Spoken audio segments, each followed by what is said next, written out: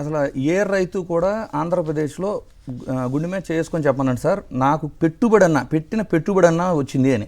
Sir వాళ్ళ విధానాలే తీసుకోండి sir. అసలు ఫస్ట్ ఆఫ్ ఆల్ మద్దతు ధర ఇప్పించే ఆలోచన లేదు. వీటికన్నంటే ముందు వైఎస్ఆర్సీపీ అధికారంలో ఉన్నప్పుడు ఉచిత బీమా ఉండేది సార్, అంటే free insurance for the crop. రాష్ట్రం మొత్తం ఎంటైర్గా వైఎస్ఆర్సీపీ ఇప్పుడు తీసేశారు సార్, తీసేశారు. ఇప్పుడు ఎలా ఉంటుందంటే ఎవరి కాళ్ళు కట్టుకోవాలనుకున్నప్పుడు వైఎస్ఆర్సీపీ ఏదైతే ఒక 600 కోట్లు 700 కోట్లు మనం ఫ్రీ ఇన్సూరెన్స్ కట్టామో అది 100 కోట్లు పడిపోయింది అంటే 100 కోట్లు తగ్గిపోయింది, 6 రెట్లు తగ్గిపోయారనమాట ఆ ఇన్సూరెన్స్ అప్లై చేసుకునేవాళ్ళు.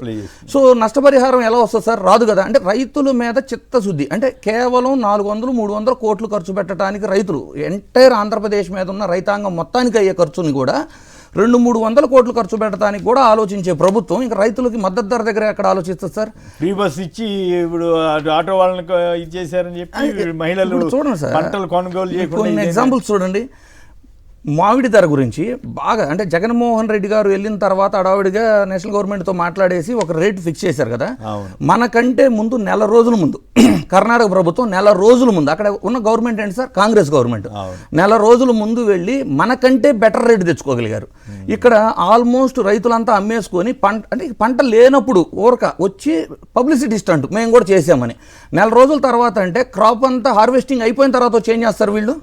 అంటే ఒకటిగా సార్ పత్తి మిరప ఇప్పుడు కూడా చూడండి, వానల వల్ల పత్తి అంతా నాశనం అయిపోయినట్టే. అసలు వాళ్ళకి చిత్తశుద్ధి ఉంటే అసలు ఆ మినిమం ఆ గిట్టుబాటు ధర గురించి ఒక్కసారైనా మాట్లాడారా? ఎప్పుడన్నా జగన్ గారు వచ్చి వాళ్ళని పరామర్శిస్తే అప్పటికప్పుడు అక్కడ మార్కెట్లో కొనుగోలు స్టార్ట్ చేస్తారు. అవన్నీ ఓకే అనుకోండి, కానీ ఇక్కడ ఇంట్రెస్టింగ్ విషయం ఏంటంటే ప్రభుత్వ తీరుకు నిరసనగా ఫ్రీ బస్సులో టికెట్ తీసుకున్నారట మహిళ.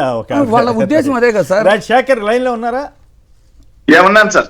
రైట్, ఇప్పుడు చెప్పండి. ఇందాక కంప్లీట్ చేసి ఇప్పుడు ఈ దీని మీద కూడా మాట్లాడండి సార్. అక్కడ నీరుకొండలో 11 కోట్లు పెట్టి డిపిఆర్ కే ఖర్చు పెట్టారు కదా సార్. దాని గురించి కూడా పూజ్యులైనటువంటి ఏపీ వెంకటేశ్వరరావు గారు మాట్లాడుంటే బాగుండేది సార్.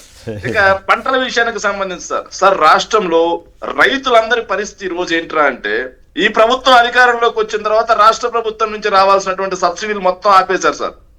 రాష్ట్ర ప్రభుత్వం నుంచి ఇవ్వాల్సినటువంటి తోడ్పాటు మొత్తం ఆపేశారు సార్. సార్ చెప్పినట్టుగా, రాజకీయ విశ్లేషణ సార్ చెప్పినట్టుగా ఉచిత పంటల బీమా ఎత్తేశారు సార్. ఇంద్రనీల్ గారు చెప్పినట్టు ఆ ఉచిత పంటల బీమా ఎత్తేయడంతో రైతులందరూ కూడా ఇన్సూరెన్స్ చేసుకునే పరిస్థితి లేకుండా పోయింది. ఇన్సూరెన్స్ చేసుకునే పరిస్థితి లేకపోవడంతో ఈ రోజు మంతన్ తుఫాన్ అని వస్తుంది సార్. రాష్ట్ర వ్యాప్తంగా పత్తి మొత్తం ఏదైతే పాడైపోయినటువంటి పరిస్థితి, మిరప మొత్తం మునిగిపోయినటువంటి పరిస్థితి, ధాన్యం ఎక్కడికెక్కడ పొలాల్లోనే పాడైపోతున్నటువంటి పరిస్థితి. ఈ పరిస్థితుల్లో ఇన్సూరెన్స్ కి ఉంటే రైతుకి ఎంతో కొంత లబ్ధి పొందిండేవాడు. కానీ ఆ ఇన్సూరెన్స్ ను పక్కన పెట్టారు.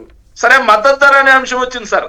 నిజంగా ఈ ప్రభుత్వం అధికారంలోకి వచ్చిన తర్వాత మొదటగా జగన్మోహన్ రెడ్డి గారు మిర్చి రైతుల గురించి పట్టించుకుంటే మిర్చి రైతుల గురించి మాట్లాడారు.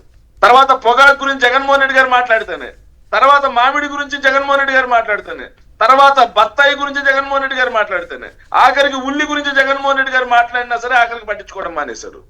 ఆక్వా రైతుల పరిస్థితి ఏందో తెలియదు. ఇలా రాష్ట్ర వ్యాప్తంగా ఏ పంటకి ఆ పంట ఈ పంట అని లేదు సార్. అన్ని పంటలకి మద్దతు ధర లేదు కాబట్టి ఆ మహిళ కూడా కడుపు మండింది. నిరసన ఎలా తెలపాలి అని, అయ్యా మీ ఉచిత బస్సు ఇవ్వడం కాదయ్యా, 6 కాలం కష్టపడి ఎండనక వాననక ఏదైతే పంటను కాపాడుకుంటూ వస్తే ఈ రోజు మా పంటకి గిట్టుబాటు ధర లేక మేము రోడ్ల మీద పారేసే పరిస్థితి వస్తుంటే నీ ఉచిత బస్సు ఎవడికి కావాలయ్యా అని చెప్పి ఆ మహిళ ఆవేదనతో చేసుకున్నటువంటి నిర్ణయం సార్ అది. రైట్.